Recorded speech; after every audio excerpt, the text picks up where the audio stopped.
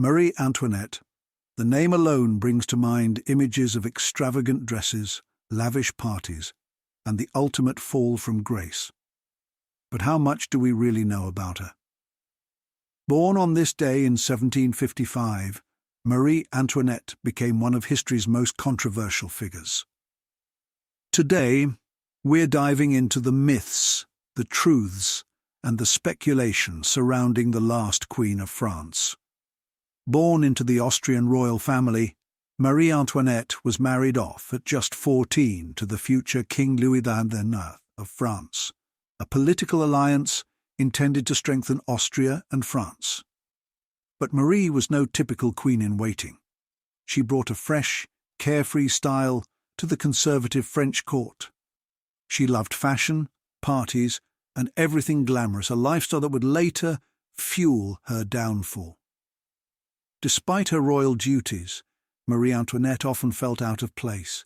She quickly gained a reputation for indulging in luxuries which didn't sit well with the French people, who were beginning to feel the economic strain of a monarchy living in luxury. But here's a fact. Many of the rumors about her extravagance, like the famous line, "Let them eat cake," were either exaggerated or completely untrue. Let's address some popular myths about Marie Antoinette. First, the infamous phrase, "let them eat cake." Contrary to popular belief, there's no evidence she ever said this. It was likely a fabrication meant to fuel anti-monarchy sentiment.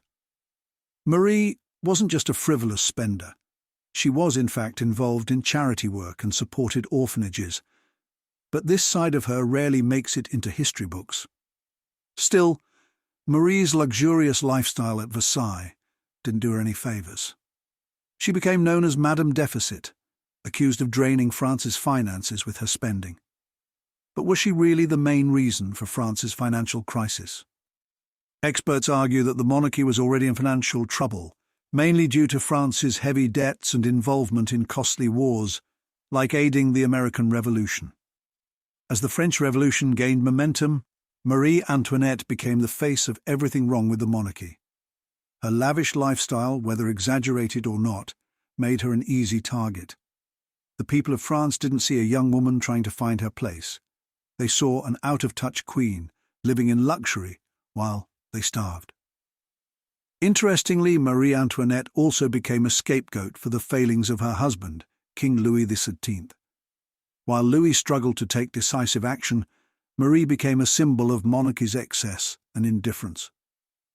Yet, during her final days, many describe her as showing incredible strength.